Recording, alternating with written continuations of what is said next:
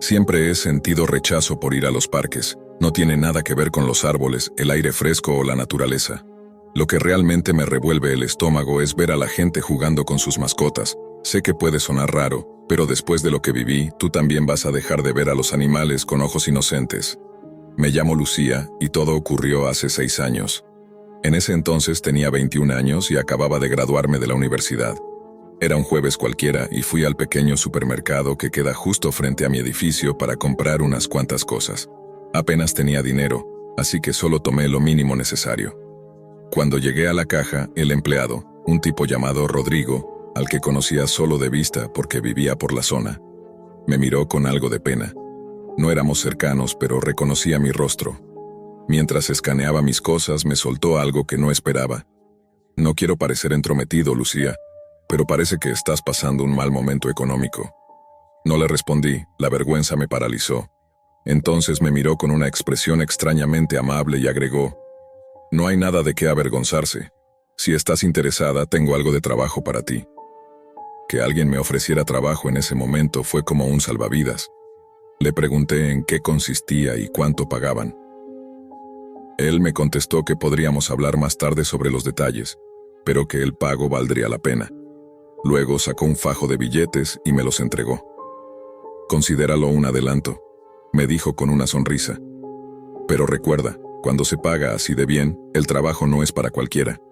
Me pidió mi número de teléfono para contactarme luego. Pasaron varios días sin noticias y para cuando finalmente supe de él, ya había gastado gran parte del dinero. Estaba comprometida, aunque no tuviera idea de en qué me había metido. A las 3 de la madrugada recibí un mensaje de Rodrigo. ¿Lista para saber de qué se trata el trabajo? Le respondí que era tarde, pero que sí, que quería saber. Fue entonces cuando me pidió que descargara un navegador llamado Tor Browser. No entendía mucho, pero seguí sus instrucciones. Me envió un enlace con un mensaje escalofriante. No sé si has oído hablar de la Deep Web, Lucía, pero este enlace te lleva directo a ella. Me explicó que era una especie de sitio exclusivo donde se publicaban videos de mujeres comiendo. Lo describió como una especie de ASMR extremo. Esto es solo para que te vayas acostumbrando, agregó. Recuerda que el dinero fácil no existe. Empiezas la próxima semana. La incomodidad me invadió. Todo sonaba mal, pero la curiosidad fue más fuerte y di clic. El sitio se llamaba Alimento Primario. En letras grandes decía: bienvenido, consumidor auténtico. Tuve que pagar una cuota de acceso para ver el contenido. Cuando por fin cargó el primer video, lo que vi me dejó helada. Una mujer sentada, con una sonrisa torcida y enferma, esperaba frente a una jaula llena de gatitos. A su lado, un hombre enorme, el mismo que aparecería en cada grabación, abrió la jaula, agarró un gatito con sus manos como si no valiera nada, y lo despedazó con brutal facilidad. Sin chistar, arrojó el cadáver hacia la mujer, quien empezó a devorarlo crudo. El video fue una pesadilla. Se veía claramente cómo los órganos del animal salían de su boca mientras lo masticaba entre risas y jadeos. Apenas terminó, vomité. El sonido atrajo a mi vecino, que golpeó mi puerta. Le dije que estaba bien, que solo había visto algo feo en internet. No sabía cómo explicarle que había sido testigo de un ritual monstruoso en la Deep Web. Esa noche no dormí. Ahora entendía por qué Rodrigo nunca fue claro sobre el trabajo. También entendía por qué me pagó tanto sin pedirme nada a cambio. Lo que me ofrecía no era un empleo, era una condena. Durante los días siguientes evité salir. Dejé de ir al supermercado, de contestar sus mensajes. Pensé que quizás, si me alejaba, se olvidaría de mí, pero no fue así. Sentí que perdía la noción del tiempo y del espacio. Durante los siguientes 30 minutos me sometieron a esa tortura repetidamente. No podía escapar, no podía luchar más. Al terminar, simplemente quedé allí, inmóvil, sin fuerzas para nada. Me desataron y me llevaron a una pequeña habitación donde pasé la noche vomitando sin parar. Cada día la pesadilla se repetía con animales diferentes. Perezosos, cachorros, pequeños pájaros. Cada uno peor que el anterior. Mi cuerpo se debilitaba y mi mente se nublaba. Pasaron los días, o al menos eso suponía. En medio de aquella oscuridad y horror escuché ruidos fuertes afuera, voces y sirenas. Era la policía. Un atisbo de esperanza me invadió. Quise gritar, avisar que estaba ahí, que me salvaran. Pero mi cuerpo se resistió. Caí en convulsiones y perdí el conocimiento mientras policías irrumpían en el lugar. Desperté en un hospital. Alrededor de mí estaban mi madre, un médico y mi vecino. El doctor me explicó que habían encontrado en mi cuerpo bacterias peligrosas como salmonella y listeria, producto de haber consumido carne cruda en condiciones insalubres. Mi madre me contó que mi vecino había notado que llevaba días desaparecida y que había dado aviso a la policía, quienes rastrearon mi teléfono y lograron localizarme. La policía me hizo preguntas y les conté todo lo que sabía sobre ese lugar en la Deep Web y la red de personas que consumían ese contenido horrendo. Me dijeron que habían rescatado a más de 70 mujeres en aquel almacén, muchas de ellas ya sin vida. La investigación seguía abierta, pero entendí que había poco que hacer frente a una red con más de 15 millones de seguidores, verdaderos comensales que apoyaban esas atrocidades. Han pasado 6 años desde ese infierno. Me mudé nuevamente con mi madre, sigo en terapia, pero nada puede borrar el trauma. Apenas puedo comer y ver a un perro o un gato me provoca náuseas, porque cada vez que los miro, solo puedo imaginar sus entrañas y el horror que viví. La Deep Web me mostró el lado más oscuro de la naturaleza humana y eso cambió mi vida para siempre. Cuando abrí los ojos esta mañana, jamás imaginé que ese día daría un giro irreversible a mi existencia. Durante los últimos meses, mi realidad ha sido una lucha constante contra la miseria. Perdí mi empleo durante la pandemia, estoy enterrado en deudas, y el propietario del lugar donde vivimos, un hombre llamado Ezequiel, ya fue claro. Si no le pago los $200 que le debo hoy mismo, nos va a lanzar a la calle. Y cuando digo nosotros, me refiero a mí y a mi pareja, Alma, que además está embarazada. Vivimos prácticamente de lo que cae. Twinkies rancios, sobras de máquinas expendedoras y últimamente ni eso. No tenemos cama, ni sillas, ni siquiera una mesa. Tuve que vender cada cosa que había en ese apartamento para poder aguantar unos días más. Pero ahora no queda nada. Y lo peor es que Alma necesita atención médica, medicamentos, vitaminas. Y yo ni siquiera puedo ofrecerle una comida decente. Con esa desesperación anudada en la garganta, salí del departamento al amanecer. Caminé sin rumbo por las calles de la ciudad, buscando alguna oportunidad milagrosa para conseguir algo de dinero. Algo. Lo que sea. Pero nada. Estaba débil, mareado, me ardía la cabeza. Ni siquiera sabía si tenía fiebre o solo era el hambre haciéndome alucinar. Después de más de 3 horas caminando, sin ver una sola puerta abierta para mí, me desplomé sobre la acera. Estaba por desmayarme cuando el teléfono vibró. Era Alma. Contesté. Y del otro lado escuché su voz temblorosa. Leo, Ezequiel va a venir a las 7. Dice que si no pagamos, nos echa. ¿Dónde estás? Por favor, regresa. No tuve valor de responderle nada. Cerré los ojos. No podía permitirle escuchar el nudo de impotencia que tenía en la garganta. Revisé mis bolsillos. Una colilla de cigarro y una caja de fósforos. Eso era todo. Bueno, eso y los $50 que aún quedaban en mi cuenta bancaria. No sé cuánto tiempo estuve tirado ahí, como un desecho. Cuando reaccioné, el cielo ya se había oscurecido. Eran pasadas las 6. En menos de 1 hora, Alma estaría en la calle, embarazada, desamparada. Me arrastré hasta un callejón cercano. Encontré una fuente de agua y bebí con desesperación. Esa fue mi única comida del día. El teléfono no dejaba de sonar. Llamadas perdidas de Alma, pero no las respondí. ¿Qué iba a decirle? ¿Que no tenía nada para ofrecerle? Me lavé la cara, y en ese instante mis ojos se clavaron en una botella rota tirada en el suelo. La idea vino sola, como un relámpago en medio del colapso. Tal vez acabar con todo era la única salida, una herida bien profunda y se terminaría el sufrimiento. Me senté sobre el pavimento húmedo, encendí el último cigarro. El sabor era rancio, pero eso poco importaba ya. Esperaría a terminarlo y después usaría aquel cristal roto para terminar con esta miseria. Pero entonces me detuve. Pensé en Alma. ¿Qué pasaría con ella? ¿Sobreviviría sola allá afuera? ¿Daría a luz en la calle? ¿Moriría lentamente por mi ausencia? Esa idea fue aún más insoportable. Y fue ahí, en ese momento de desesperación total, cuando recordé algo. Algo que había sido parte de mi adolescencia oscura. La Deep Web. Sí. Aún tenía el navegador Tor en mi celular. Sin pensar mucho lo abrí. El logo apareció en la pantalla como una ventana a los rincones más torcidos de la red. No tenía un objetivo claro, pero algo me decía que la solución estaba ahí. Empecé a navegar como lo hacía en mis días de estudiante. Foros, anuncios, mensajes encriptados.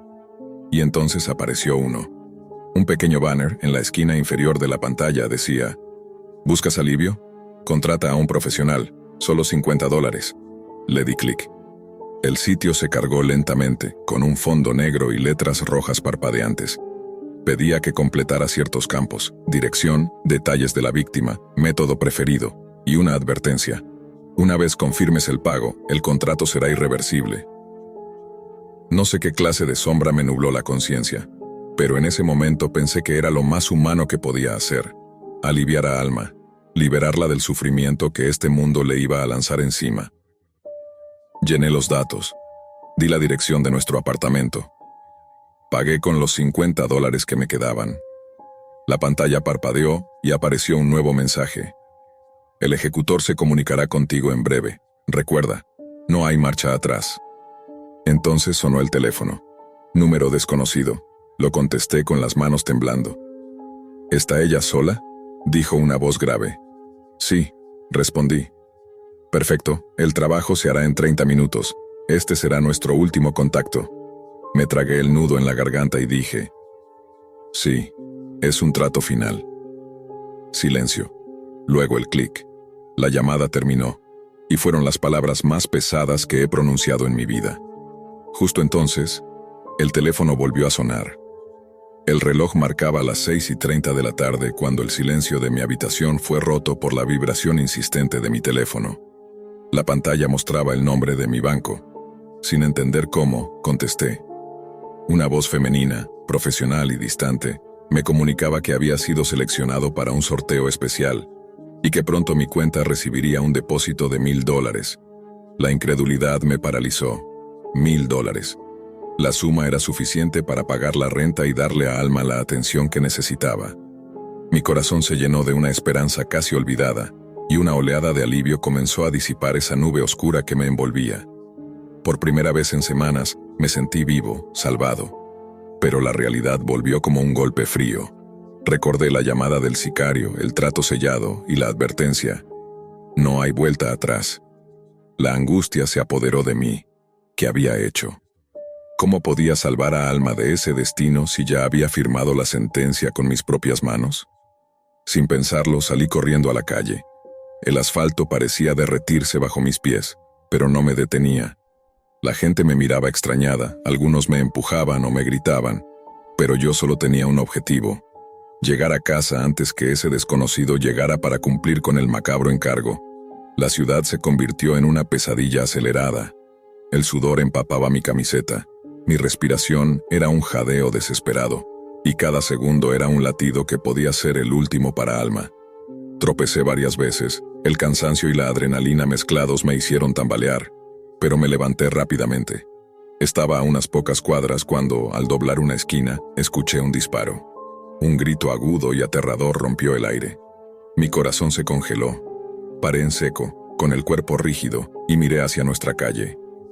Allí estaba un hombre encapuchado que corría hacia una camioneta negra, que arrancó con un rugido atronador. El eco del disparo retumbó en mis oídos y las palabras del sicario resonaron como una sentencia. Una vez hecho el trato, no hay vuelta atrás. Las lágrimas comenzaron a rodar por mi rostro mientras me acercaba tembloroso a la puerta. El miedo y la culpa me consumían. Pero cuando la abrí, para mi sorpresa, Alma estaba allí, ilesa, asustada, con los ojos llenos de lágrimas, pero viva. «Leo», susurró. Estaba empacando nuestras cosas porque Ezequiel estaba apurándome para irnos. Entonces sonó el timbre, él fue a abrir, y después escuché el disparo. Lo encontré tirado en el porche, inmóvil. Mi cuerpo temblaba. La confusión se apoderó de mí. El casero, el hombre que nos quería echar de la casa, estaba muerto. La bala no era para Alma, sino para él. Por un instante, la realidad me golpeó con fuerza. La Deep Web, ese oscuro y anónimo rincón de Internet donde busqué ayuda, había desatado una tormenta. El sicario no preguntó, no dudó. Cumplió el contrato sin importar a quién se llevara por delante. Mientras Alma me abrazaba, yo sentía que una sombra eterna se posaba sobre nosotros. Vivimos ahora en mejores condiciones gracias al dinero que llegó del sorteo, pero el peso de ese secreto me consume. Cada noche, antes de dormir, intento reunir el valor para contarle la verdad, para confesar que sin quererla estuve a punto de pagar para que la mataran. Pero la sola idea de romper esa sonrisa que me regala cada mañana me detiene. Ese secreto me acompañará, silencioso y sombrío, hasta el último día que viva. Después de aquel suceso, Alma y yo quedamos atrapados en un silencio pesado, un secreto que pesaba más que cualquier deuda o miedo. Nadie sabía lo que había pasado realmente. Ni siquiera la policía sospechaba que el sicario contratado a través de la Deep Web había confundido el objetivo y había matado al casero en lugar de ella. La vida nos dio una segunda oportunidad, pero el costo fue un lastre invisible que llevaba en el pecho. Cada día, antes de dormir, miraba a Alma sosteniendo a nuestra hija y sentía que la culpa me devoraba vivo. Quería contarle la verdad, compartirle el abismo en el que había caído, pero el miedo a perderla me paralizaba. La Deep Web, ese mundo oscuro y secreto que había visitado en busca de escape, se convirtió para mí en la prueba de lo rápido que el miedo y la desesperación pueden llevar a tomar decisiones irreversibles. Ese rincón digital donde la muerte se ofrece al mejor postor sin preguntas ni escrúpulos, casi destruye lo que más amaba. Ahora vivimos con la esperanza de un futuro mejor, con la certeza de que la vida puede ser impredecible y cruel, pero también con la lección grabada en la piel. La desesperación es un enemigo silencioso, y la ayuda, aunque sea difícil de encontrar, siempre puede llegar de las formas más inesperadas. Si esta historia te hizo reflexionar, no olvides suscribirte y activar la campanita. Aquí seguimos compartiendo relatos reales que muestran el lado más oscuro y humano de la vida, para que nunca olvidemos que, incluso en las sombras, siempre hay una luz. Ir a la biblioteca se ha convertido en mi único escape del infierno que es mi casa. Desde que mi madre empezó a salir con ese tipo, todo ha sido un desastre. Se llama Rubén, pero para mí es simplemente un imbécil con complejo de superioridad. Siempre está buscándome defectos, criticándome sin descanso, y aunque no le pone un dedo encima a mi madre, la forma en que le habla, duele. Ella no tiene la fuerza para estar sola, y eso la mantiene atada a alguien que claramente no le hace bien. La biblioteca municipal, por suerte, sigue siendo un lugar tranquilo. Ya todos ahí se han acostumbrado a mi presencia diaria. Me siento en una esquina con mi portátil y aprovecho la conexión gratuita a Internet para hacer tareas y explorar la Deep Web. No es que ande en cosas ilegales, pero me gusta curiosear. El sistema de seguridad de esta red es tan flojo que me permite usar una VPN sin problema, algo impensable en una ciudad más grande. La Deep Web siempre me ha parecido fascinante. Ahí uno puede encontrar desde foros de conspiraciones hasta teorías sobre inventos prohibidos. Uno de mis temas favoritos es el de los experimentos secretos, cosas que los gobiernos callan. Vi desde un chico construyendo un reactor nuclear en su habitación, hasta otro convencido de que puede romper las leyes del tiempo. Es puro delirio, pero entretenido. Una tarde, mientras buscaba historias sobre viajes temporales, me topé con un sitio que parecía fuera de lugar. No tenía el formato típico de la Deep Web. Era como un portal de noticias, solo que había algo raro en él. La fecha del encabezado decía que la noticia era de 3 días en el futuro. Pensé que era un bug o una broma mal hecha, pero entré por curiosidad. El diseño era simple, casi anticuado. La mayoría de las noticias eran normales, pero una en particular me dejó helado. Hablaba de una mujer hallada sin vida en su departamento, con signos de haber sido atacada por una bestia. Decía que el crimen había sucedido un sábado, aunque ese día era apenas miércoles. Revisé el calendario 3 veces. Todo encajaba, menos la lógica. Intenté quitarle importancia. Tal vez era un viejo artículo con la fecha mal puesta, pero seguía dándome vueltas en la cabeza. Unos días después, el domingo por la mañana, me despertó una llamada de Alicia, mi mejor amiga. Apenas respondí, su voz me hizo sentarme en la cama como un resorte. ¿Te acuerdas de esa noticia que me contaste de la Deep Web?, me preguntó, sin rodeos. ¿Cuál? ¿La de la mujer asesinada? Sí, esa. Pues, apareció una mujer muerta, exactamente como decía esa historia. El miedo me recorrió la espalda. Le pregunté si estaba segura y me dijo que incluso vivía cerca de mi casa. Entré de inmediato al sitio web del periódico local. Y sí, la historia estaba ahí, con detalles que coincidían palabra por palabra con lo que leí en ese rincón de la Deep Web. Me quedé congelado. Ya no podía decir que era una broma. Tuve que esperar al lunes para volver a la biblioteca. A primera hora ya estaba en mi rincón habitual, y esta vez Alicia me acompañó. Le conté todo. Ella quiso verlo con sus propios ojos. Entramos nuevamente al mismo sitio. Todo estaba igual, salvo que había una nueva noticia en tercera posición. Un nuevo crimen, otra vez con fecha futura. Estábamos a punto de hacer clic cuando Alicia puso su mano sobre la mía.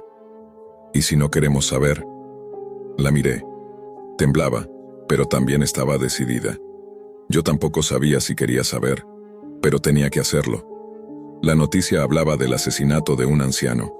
Otra vez, los mismos detalles. Destrozado como si una criatura lo hubiera atacado. Y de nuevo, la publicación aparecía antes del crimen. Lo más espeluznante, justo debajo del titular, decía que más de 100 personas ya la habían leído. No somos los únicos que estamos viendo esto, dijo Alicia mirando el contador. ¿Y si le decimos a alguien? ¿Y quién nos va a creer? Entonces se le ocurrió algo, sacó su teléfono y marcó. La persona al otro lado respondió rápido. Departamento de Policía de Elmsville. ¿Cómo puedo ayudarla? Necesito hablar con el detective Herrera, dijo ella con voz firme. Cuando su padre respondió, sí, el detective Herrera era su papá, Alicia solo le dijo, tienes que venir a la biblioteca, es urgente. Tardó menos de 10 minutos en llegar. Cuando lo hizo, nos sentamos los tres frente a la computadora. Le mostramos el artículo. Le señalamos la fecha. El rostro del detective cambió. Sacó su celular, tomó fotos, anotó el nombre de la víctima y la dirección. No sé qué clase de sitio es este, pero voy a investigarlo, dijo. Luego nos miró a ambos. Si lo que me están diciendo es cierto, tenemos poco tiempo. Alicia le pidió que se cuidara. Yo asentí en silencio, sintiéndome culpable por no haber hecho nada cuando leí la primera historia. El detective solo respondió, vamos a atrapar al responsable. Y se fue. Nosotros tuvimos que ir a la escuela. Nadie lo creería, pero ese fue el día más largo de mi vida. El miércoles llegó, y con él, el momento de comprobar si era verdad lo que estaba por pasar. Por la tarde del miércoles, las calles del barrio estaban extrañamente silenciosas. El detective Herrera se instaló temprano en la casa del anciano que aparecía en el artículo de la Deep Web. Había estudiado cada detalle: la dirección, la hora estimada del ataque, la descripción del crimen. Todo parecía sacado de una novela, pero él no estaba dispuesto a correr riesgos. A las 7:50 de la tarde, mientras el cielo se teñía de naranja detrás de los edificios bajos de Elmsville, se colocó en una habitación trasera con las luces apagadas, observando desde una rendija en la puerta. Una patrulla sin identificación esperaba cerca, lista para intervenir si recibía la señal. Alicia y yo estábamos lejos de tranquilos. Yo me encontraba en la biblioteca, como siempre, frente a la pantalla de mi laptop, refrescando el sitio una y otra vez. Necesitaba saber si la historia cambiaría, si alguien estaba manipulando todo en tiempo real, si algo más se iba a revelar. El sitio tenía una estética simple: fondo blanco, texto negro, sin publicidad, sin botones visibles. No tenía buscador, ni pie de página, ni siquiera un menú. Era como si hubiese sido diseñado solo para mostrar lo que alguien, o algo, quería que viéramos.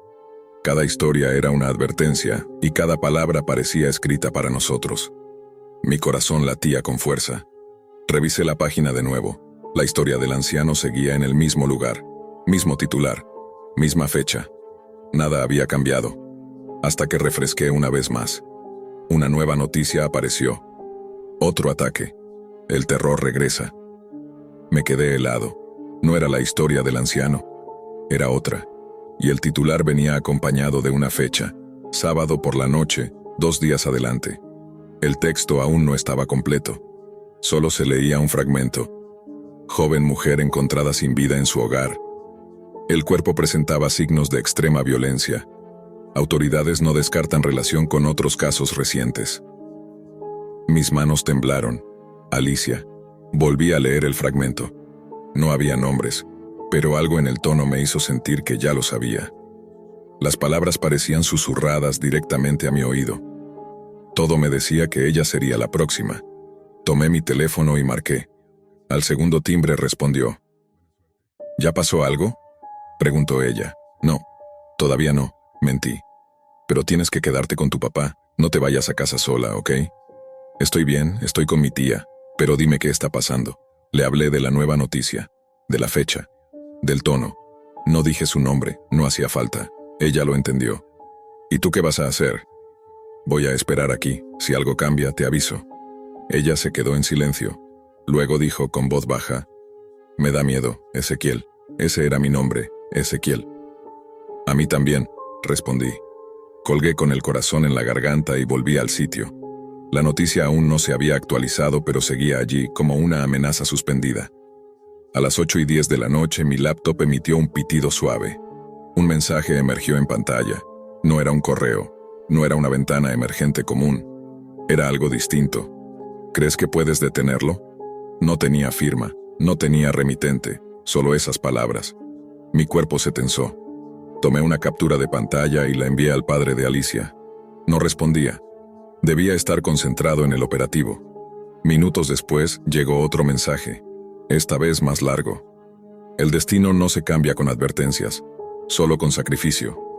Me quedé mirando esas palabras como si contuvieran un código. ¿Sacrificio? ¿De qué tipo? ¿Qué significaba eso? Intenté responder, pero el cursor parpadeaba inmóvil. No podía escribir nada. Era como si el sistema no lo permitiera. Luego, de pronto, la noticia del anciano se borró. Desapareció por completo, como si nunca hubiera existido. Actualicé la página desesperadamente, pero nada, ni un rastro. Todo lo que quedaba era la nueva historia, incompleta, de la joven mujer que aparecería asesinada el sábado. Eso podía significar dos cosas. O el crimen había sido prevenido, o había sido ejecutado de otra forma. Esperé hasta que la biblioteca anunció su cierre con el típico mensaje automático por los altavoces. Guardé mi laptop sin decir palabra. Salí al frío de la noche con la mochila en la espalda y el miedo colgando de los hombros. De camino a casa, el teléfono vibró. Era Alicia. Mi papá atrapó al tipo, dijo. Su voz sonaba más aliviada, pero también rota por el cansancio. ¿Qué dijo? No quiso hablar mucho, solo me miró y dijo que ese hombre no estaba bien, que era como si lo hubieran manipulado, como si alguien lo hubiera obligado a hacer eso. Tragué saliva. ¿Y ahora qué?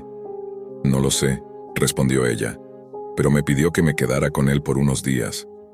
Hazle caso, le dije. Colgué y me senté en la cama sin siquiera encender la luz. Saqué la laptop y la abrí una última vez. La noticia seguía allí, pero ahora había algo nuevo al final del texto. Observada, elegida, marcada. Miré fijamente esas palabras hasta que mi visión se nubló. La Deep Web había dejado de ser un pasatiempo. Ahora era un campo minado. Y ya no se trataba de lo que yo veía, sino de quién más me estaba viendo a mí. El miércoles llegó, y con él una tensión que no se podía ignorar. Cada minuto que pasaba en la escuela me parecía una eternidad.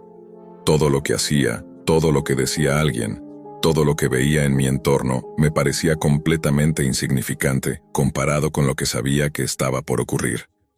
Victoria me miraba igual, fingiendo atención, pero claramente perdida en su cabeza, repasando una y otra vez lo que habíamos leído.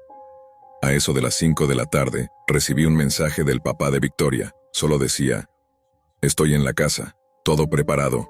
El lugar de la supuesta víctima era una casa modesta, en un barrio apartado del centro. El agente Morales había logrado que un par de patrullas sin identificación se estacionaran discretamente a menos de una cuadra, listas para intervenir sin alertar al sospechoso. Él mismo se había escondido dentro de la vivienda, en una habitación trasera, esperando. No sabíamos si el artículo de la Deep Web se cumpliría palabra por palabra, pero si había una mínima posibilidad de evitar otra muerte, había que intentarlo. Esa noche no pude quedarme quieto. Faltaba poco para las 8 y yo estaba como una olla de presión a punto de estallar. Victoria estaba en casa, rezando como siempre lo hace cuando su padre está en una operación peligrosa. Me envió un mensaje corto. Estoy temblando. ¿Y si esto no es suficiente? Le respondí que él sabía lo que hacía. Pero la verdad es que yo tampoco estaba seguro. La Deep Web no se rige por reglas normales. Lo que habíamos leído allí no era una simple página más. Era como si estuviera escrita desde otro plano, uno donde el tiempo se dobla y la lógica se retuerce. A las 8:03 recibí el mensaje. Entró. Mi corazón se aceleró. Me costó hasta respirar. Imaginé la escena, el vidrio rompiéndose, el crujido de pasos sobre el suelo de madera, una figura moviéndose en silencio dentro de esa casa que se había convertido en una trampa para un monstruo. El agente Morales se preparó. Esperó al sospechoso. Cuando pasó frente a la habitación donde él estaba oculto, salió detrás y lo confrontó. Le apuntó directamente a la cabeza con su arma de servicio. Le dijo que se acabó, que estaba rodeado, que el anciano no estaba ahí y que no podría hacerle daño a nadie. El intruso no se resistió, ni se sorprendió. Soltó una risa gutural como si todo fuera parte de su plan, como si ya supiera que lo estaban esperando. ¿Crees que esto terminó?, le dijo con una voz baja y rasposa. Apenas está comenzando. Era un hombre vestido completamente de negro, con un pasamontañas cubriendo su rostro, cargando una mochila llena de cuchillos, sogas y una pequeña libreta con notas garabateadas. No parecía un asesino solitario.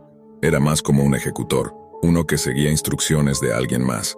Los refuerzos llegaron en segundos, lo esposaron y lo subieron a la patrulla. A pesar de estar completamente controlado, no dejaba de reír. Una risa nerviosa, desquiciada, como si se burlara de todos. Mientras todo eso ocurría, yo estaba otra vez en la biblioteca.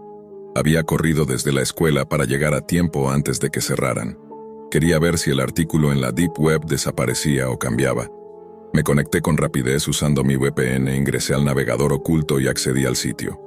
Estaba ahí, igual que antes. Pero entonces, mientras lo miraba, ocurrió algo que me dejó paralizado. Una notificación emergente apareció en el centro de la pantalla. Un recuadro gris con letras negras. ¿De verdad pensaste que sería tan fácil atraparme? Mi piel se heló. Era como si me estuvieran hablando a mí directamente. La página comenzó a modificarse, línea por línea. El artículo original sobre el anciano fue borrado ante mis ojos, como si alguien lo estuviera reescribiendo en tiempo real. Palabras nuevas reemplazaban las anteriores.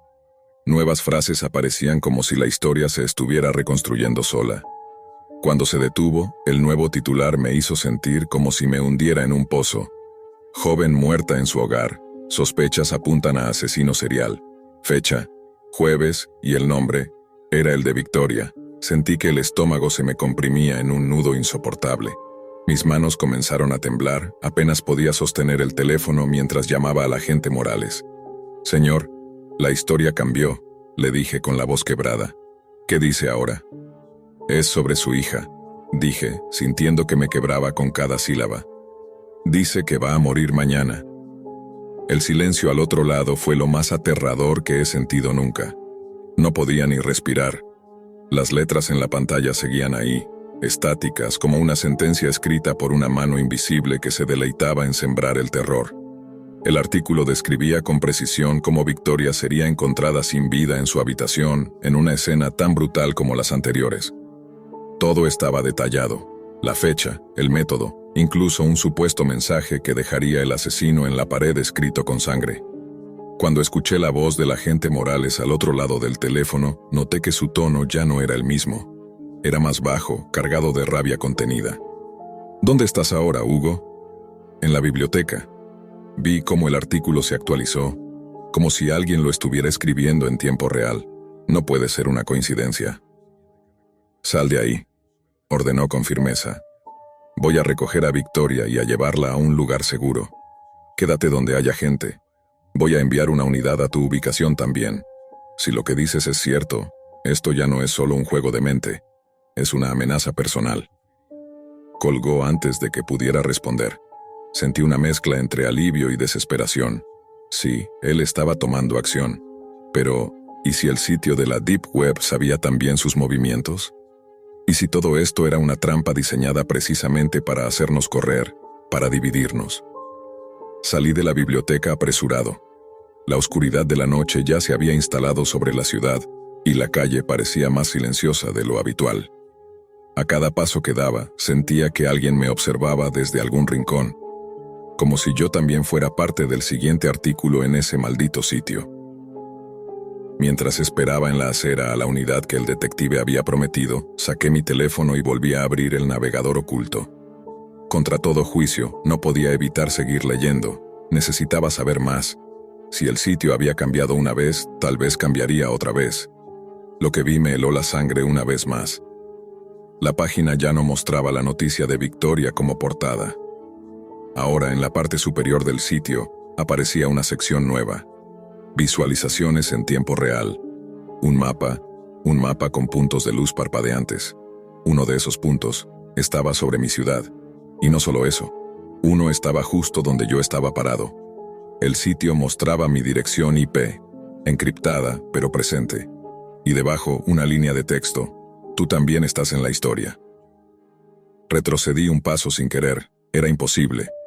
Estaba usando una VPN. No había forma de que el sitio supiera exactamente desde dónde me conectaba, ¿verdad? En ese momento el coche de la policía se detuvo frente a mí. Subí sin decir palabra, pero mi mente seguía atrapada en esa línea. Tú también estás en la historia. Me llevaron directo a la estación. Allí ya estaban Victoria y su padre. Ella tenía el rostro pálido, pero su expresión había cambiado. Ya no era puro miedo, ahora había algo más. Una determinación nueva. Cuando me vio, corrió hacia mí y me abrazó con fuerza. ¿Qué viste?, me preguntó con voz temblorosa. Le conté todo. El mapa, los puntos, la advertencia. Ella cerró los ojos y asintió como si eso confirmara lo que ya temía. Que esto no era solo sobre asesinatos. Era un juego de manipulación, de vigilancia. Un plan que se desarrollaba dentro de la Deep Web, alimentado por quienes lo observaban desde las sombras. Nos metieron en una sala de conferencias. Estábamos solos. Victoria, su padre y yo. El detective cerró la puerta y encendió una pequeña grabadora de audio, como si eso lo ayudara a ordenar sus ideas. Esto que estamos viendo no es solo una serie de crímenes, comenzó diciendo. Es una operación de vigilancia encubierta. Alguien está escribiendo estos asesinatos antes de que ocurran. Alguien que tiene acceso a información privada, a patrones de movimiento y a datos en tiempo real. Esto va más allá de un psicópata suelto. Es una red, tal vez incluso una comunidad entera dentro de la Deep Web. ¿Una comunidad?, pregunté, incrédulo.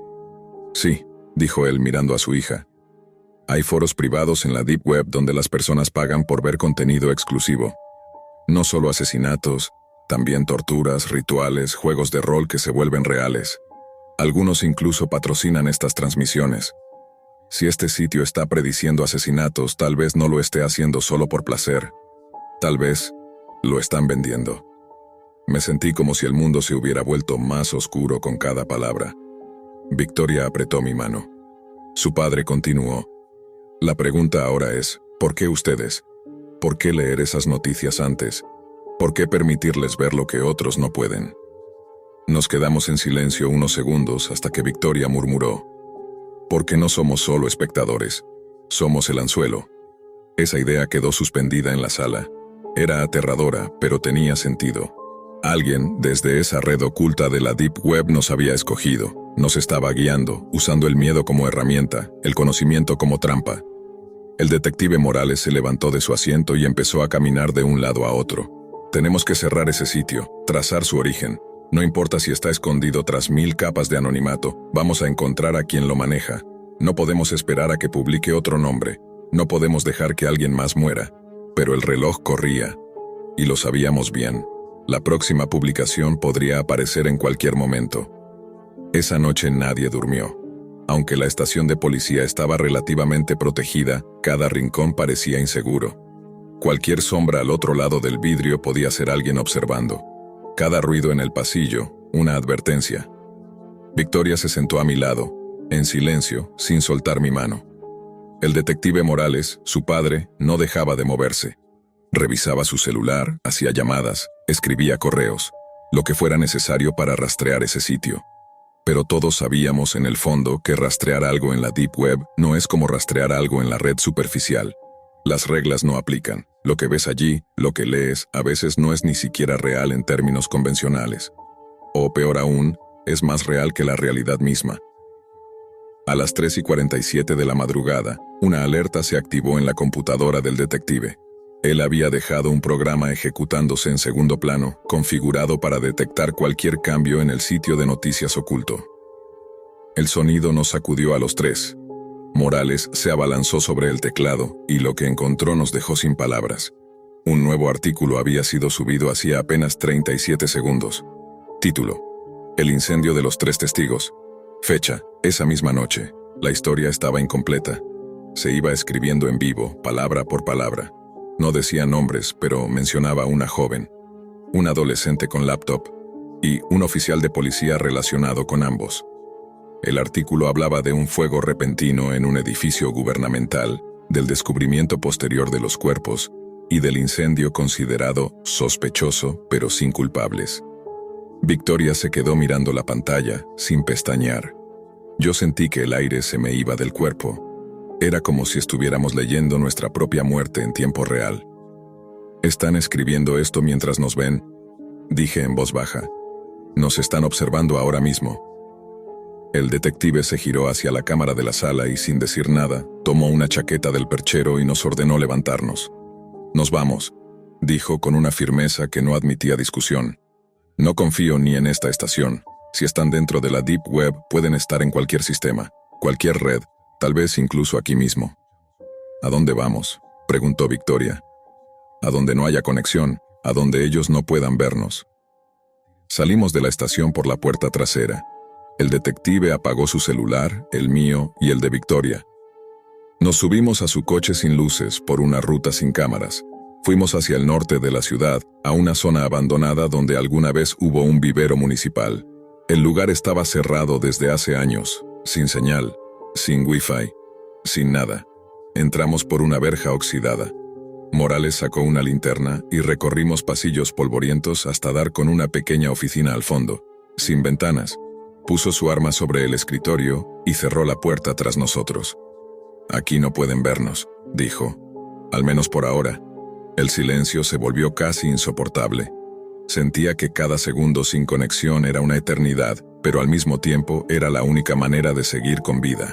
Nos sentamos en el suelo. Victoria temblaba. Y yo también, aunque fingiera que no. «¿Y si ya está decidido?», susurró ella. «¿Y si pase lo que pase, va a cumplirse esa historia?». «No», dije con una convicción que no sabía si era real. Si todo estuviera escrito, no hubiéramos llegado hasta aquí. Ya cambiamos el futuro una vez. Lo haremos otra vez. Pero esa historia del incendio, ¿y si ya comenzó?, preguntó Morales, su voz oscura. ¿Y si justo ahora están encendiendo la mecha y ni siquiera lo sabemos? De pronto, un sonido hueco nos hizo saltar. Alguien había pateado algo afuera. Una lata. Un trozo de metal, no lo sabíamos, pero no era el viento. Apagamos la linterna. El detective apuntó su arma hacia la puerta, en completo silencio. Yo me arrastré hacia Victoria. La abracé y le tapé la boca con suavidad para que no hiciera ruido. Podía sentir su corazón latiendo acelerado contra mi pecho. Era como si cada milímetro de aire se hubiera congelado. Otro sonido, esta vez más cerca. Una pisada, lenta, deliberada. Y entonces, silencio total. Morales se acercó a la puerta con el oído pegado a la madera. Ni una palabra, ni un gesto. Solo su respiración agitada. Pasaron segundos que parecieron minutos.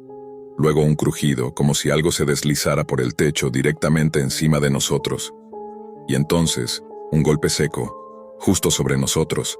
Victoria ahogó un grito. El detective levantó la vista. Sus labios formaron una sola palabra. «Corran». No esperamos. En cuanto escuchamos esa palabra, «corran», el cuerpo se movió por instinto. Salimos de esa oficina como almas que lleva el diablo, tropezando con muebles caídos, chocando con puertas oxidadas sin mirar atrás. Afuera el terreno era puro lodo seco y escombros. La noche estaba cerrada, sin luna, sin estrellas, solo oscuridad y ese miedo que te desgarra el pecho desde dentro. Corrimos hacia el coche del detective, pero al llegar nos encontramos con lo peor. Las llantas estaban reventadas. Alguien las había cortado con precisión quirúrgica. Morales lanzó una maldición entre dientes, girando sobre sí mismo con la pistola en alto. buscando al responsable en la espesura. No fue un vagabundo, dijo sin dejar de apuntar hacia la nada. Esto fue planeado. Victoria jadeaba. Su respiración era entrecortada, los ojos dilatados por el pánico. Me tomó del brazo y susurró: «Nos están cazando, Hugo. No nos están viendo desde la Deep Web, están aquí. Están en el mundo real». No hacía falta que lo dijera, lo sabíamos. Y eso lo hacía aún más aterrador. Ya no era un asesino invisible detrás de una pantalla. Era algo físico, tangible y cercano. El detective nos empujó hacia una bodega abandonada a unos 100 metros del vivero. Las tablas que cubrían las ventanas estaban podridas, pero aún sostenían algo de estructura. Nos metimos por una rendija del costado.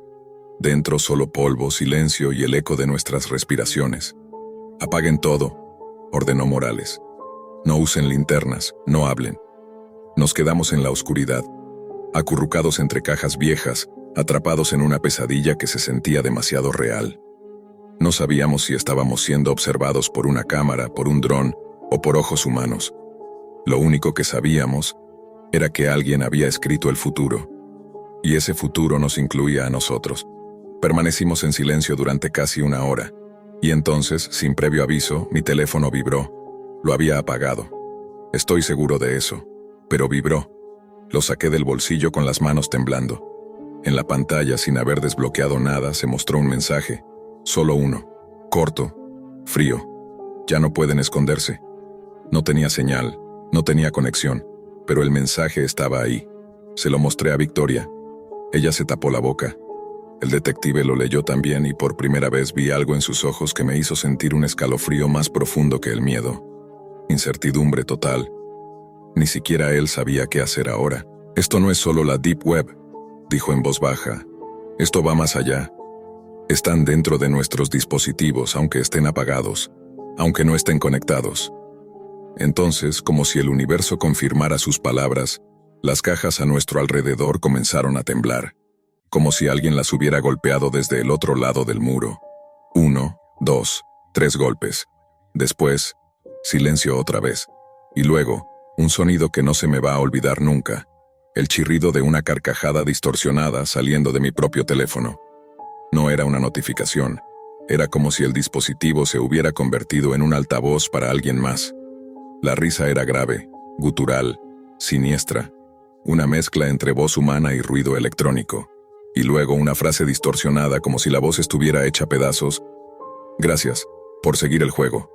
El detective tomó el teléfono de mi mano, lo arrojó al suelo y le disparó 2 veces. Los restos quedaron humeando, carbonizados, pero la sensación no se fue. La idea no desapareció. No estábamos a salvo. No lo habíamos estado desde el primer día que me metí en ese sitio en la Deep Web. Desde que leí esa primera noticia. Lo entendí en ese momento. El sitio no predecía los asesinatos, los creaba. «Nos están manipulando», susurré, como si fuéramos parte de un experimento. Morales levantó la vista lentamente. No un experimento, un espectáculo. Nos quedamos en silencio. Yo sentía que la presión en mi pecho aumentaba con cada segundo. Victoria se abrazó las piernas. Estaba llorando pero sin sonido, como si su cuerpo ya no pudiera gritar. El detective volvió a hablar, pero esta vez su voz era distinta. Ya no era el policía frío y calculador. Era un padre. Un hombre al borde de la desesperación. «Tenemos que desaparecer, borrar todo, quemar nuestros nombres. Si estamos vivos mañana será porque dejamos de jugar el juego». Yo asentí, pero una parte de mí ya sabía que era tarde. Habíamos cruzado un umbral, y los que hacen eso no suelen regresar. La madrugada se volvió infinita. No sabíamos si el tiempo pasaba lento o si simplemente estábamos atrapados en una especie de limbo. Afuera, el mundo seguía en silencio, pero ese silencio ya no nos parecía natural. Era demasiado intencional, como si alguien lo estuviera controlando para que no escucháramos lo que venía. Al amanecer, el detective Morales tomó una decisión: desaparecer, no irnos de la ciudad, no cambiar de casa, desaparecer completamente. Borrar nuestras identidades digitales, abandonar nuestros dispositivos, salir del mapa por completo. Pasamos ese día en movimiento, cambiamos de ropa, tomamos efectivo, usamos rutas que nadie recordaría. Nada de GPS, Nada de llamadas, nada de conexiones. Cualquier dispositivo con posibilidad de rastreo fue destruido. Nos convertimos en sombras, en fantasmas dentro de nuestra propia ciudad. El detective tenía un amigo en las afueras, un exagente retirado con una pequeña casa cerca de la sierra. No había internet, no había cobertura, era perfecto. Durante 3 días no supimos nada del mundo exterior. No nos conectamos, no accedimos a la Deep Web, no hicimos preguntas. Solo dormíamos por turnos, comíamos lo que encontrábamos y hablábamos poco. El miedo seguía ahí, silencioso, flotando como un veneno invisible. Pero la paz no duró. El 4.º día, cuando Morales fue al pueblo más cercano a buscar suministros, volvió con el rostro pálido. Sin decir una palabra, nos mostró un periódico físico, comprado en un kiosco viejo, lejos de cualquier red. En la portada: descubren cuerpo en biblioteca local, autoridades sin pistas claras. La foto en blanco y negro mostraba a un joven tendido en una silla, su rostro cubierto, su laptop aún abierta frente a él, la misma biblioteca donde solía conectarme, el mismo rincón. Pero eso no fue lo que nos quebró. Lo que nos quebró fue lo que estaba en el recuadro inferior. Un nuevo sitio de noticias había sido encontrado alojado en servidores ocultos. Al parecer, su contenido consistía en crónicas detalladas de asesinatos, siempre publicados antes de que ocurrieran. No decía Deep Web, no mencionaba VPN, pero nosotros sabíamos, era el mismo sitio, solo que ahora con otro nombre, otra portada, otro disfraz. Victoria se derrumbó, cayó de rodillas y rompió a llorar por primera vez desde que todo comenzó. Yo no podía moverme. Mi mente solo repetía una cosa: nunca se trató de detener al asesino, porque el asesino no era un hombre, era un sistema, era la Deep Web misma, viva, hambrienta, y siempre un paso adelante. Morales no dijo nada. Se sentó junto a nosotros, solo miró al vacío. En su mano, aún arrugado, el periódico seguía mostrando el rostro pixelado del chico asesinado en la biblioteca. Alguien había retomado la historia. Alguien había decidido que el juego no debía terminar. Esa noche, al volver a la cabaña, encontramos un sobre en la puerta. No había marcas, solo 2 palabras escritas a mano: bienvenidos de vuelta. Dentro, una memoria USB y una nota: el show no termina hasta que se apagan todas las luces. No la abrimos, no esa noche, tal vez nunca, porque sabíamos lo que contenía.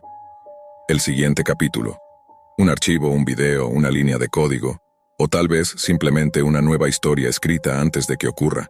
Pero esta vez ya no pensábamos huir. Ya no éramos víctimas, ya no éramos testigos. Ahora éramos parte del sistema. Y entendimos la verdad. En la Deep Web, el que observa demasiado, eventualmente se convierte en parte del espectáculo. Nunca imaginé que una simple conversación universitaria pudiera arrastrarme tan hondo. Fue durante un descanso entre clases que mi amigo Julián me propuso algo extraño: explorar la Deep Web solo por curiosidad, como si se tratara de un videojuego. Al principio dudé, pero accedí. Y ese pequeño impulso de curiosidad fue el inicio de todo. Lo que encontré en esa parte oculta del Internet fue adictivo. El anonimato, la sensación de estar fuera del alcance de todo, me generaba una especie de emoción que nunca había sentido. Comencé visitando foros comunes, debates sobre teorías conspirativas, secretos tecnológicos, cosas raras. Pero un comentario específico me hizo detenerme. Estaba enterrado en una conversación sobre venganza, en un hilo repleto de ofertas para hackear dispositivos o contratar a alguien que se encargue de tus problemas. Entre todo eso, un mensaje resaltaba como una advertencia siniestra: puedes perder el tiempo con estos, o puedes venir conmigo. Si de verdad quieres lastimar, si quieres que sepan que fuiste tú, haz clic aquí. Te estaré esperando. Movido por la intriga, presioné el enlace. Mi pantalla se tornó negra, como si mi computadora hubiese colapsado. Estuve a punto de cerrarla, pensando que se había congelado, cuando noté un pequeño punto titilando en la esquina inferior. Le di clic. Entonces, se cargó un foro distinto. Algo en su aspecto, en su estructura, me dijo que esto no era un juego. Esto era la verdadera Deep Web. El contenido era grotesco, fuera de todo sentido común. Había desde publicaciones buscando adopciones privadas sin registros, hasta ofertas para desaparecer a personas por cifras astronómicas. En las siguientes 2 semanas me obsesioné. Pasaba cada noche conectado a ese foro, desplazándome por los mensajes como si leyera una novela de terror. Primero comencé respondiendo a publicaciones absurdas, como un simple juego mental, pero el anonimato me hizo más atrevido. Empecé a escribir en hilos más oscuros, solo por ver qué ocurría, hasta que lo encontré. Un mensaje sencillo, pero perturbador. Un asesino a sueldo ofreciendo sus servicios en mi zona. No lo pensé. Le escribí. Obviamente no tenía ninguna intención real. Solo inventé una historia sobre un supuesto vecino problemático, alguien que generaba rumores en la calle, y dije que quería que lo quitaran del medio. Era solo una prueba, pero lo que vino después me congeló por dentro. En lugar de recibir una respuesta en el mismo foro, el bloc de notas de mi computadora se abrió solo. Las letras comenzaron a aparecer como si alguien más estuviera escribiendo en mi equipo. No estaba conectado a ningún sitio. Todo estaba cerrado. Y sin embargo, ahí estaba. Un mensaje que decía: «Estoy aquí, ¿lo quieres fuera? Mi tarifa empieza en 5,000». Apagué la pantalla de inmediato, paralizado. Todo esto era una locura. Pero la computadora se encendió sola. El bloc de notas reapareció. Esta vez solo decía: «¿Sigues ahí? Estoy cerca». Me puse a escribir frenéticamente, diciendo que me había arrepentido, que no quería hacer nada. Pero la respuesta fue clara y seca: «Muy tarde, nos vemos pronto». Me lancé hacia el interruptor de la luz y apagué todo. La habitación quedó sumida en sombras. Corrí hacia la ventana, corrí la cortina con cautela y espié la calle, iluminada por la luna. El silencio era opresivo. Entonces vi el auto. Un viejo sedán gris avanzaba lentamente por la calle. Vivo en un callejón sin salida, así que nadie entra aquí por accidente. El coche se detuvo frente a una de las casas vecinas. Era la misma que había mencionado en mi historia ficticia. Una luz se encendió dentro. Era como si mi absurda broma hubiera convocado algo real. Vi cuando se abrió la puerta del auto y un hombre descendió. Llevaba un overol oscuro manchado con algo que parecía barro seco. Caminó hacia la casa sin apuro. En un momento giró la cabeza y me miró directamente. Sostuvo la mirada por unos segundos. Yo apenas podía respirar. Lo observé con el corazón en la garganta mientras se perdía en la penumbra de la vivienda. Las luces dentro comenzaron a apagarse y encenderse, como si alguien se desplazara de una habitación a otra. Primero en la planta baja, luego en el segundo piso. Finalmente, la cocina. Era como si el terror estuviera recorriendo cada rincón de esa casa. Y entonces, sucedió. Una figura apareció tambaleándose en la puerta principal de la casa. Era uno de los adolescentes que vivía ahí. Estaba cubierto de sangre, arrastrándose con desesperación por el camino de entrada. Su rostro reflejaba un dolor indescriptible, y su respiración era entrecortada. Apenas avanzaba unos metros y detrás de él, la silueta del hombre en overol surgió de la oscuridad, avanzando con calma, disfrutando cada paso. Fue un golpe seco. El joven se desplomó. No gritó, no tuvo tiempo. Solo se apagó como una vela al viento. El sicario se quedó de pie, observando su obra. Luego, lentamente, volvió la cabeza hacia mi casa. Hizo contacto visual conmigo por tercera vez. No sonrió. No hizo un gesto. Simplemente alzó la mano, metió los dedos en el bolsillo de su overol y sacó un teléfono. Mi computadora, que yo había dejado apagada, se encendió sola. El bloc de notas apareció una vez más con un nuevo mensaje. El pago, antes del amanecer, o tú eres el siguiente. Sentí como si el suelo desapareciera bajo mis pies. Ya no podía fingir que todo esto era parte de un experimento. Esto era real. Había provocado una tragedia. Había usado la Deep Web como si fuera un lugar de juegos, sin imaginar que hay cosas ahí dentro que no se pueden controlar, ni revertir. En cuestión de minutos, cambié la vida de una familia entera por un impulso estúpido. No sabía qué hacer, no podía llamar a nadie sin incriminarme. No podía dormir, no podía escapar. Solo podía mirar la pantalla con el corazón latiendo enloquecido, sabiendo que alguien, en algún punto de esa red maldita, sabía exactamente dónde estaba, y no necesitaba permiso para volver.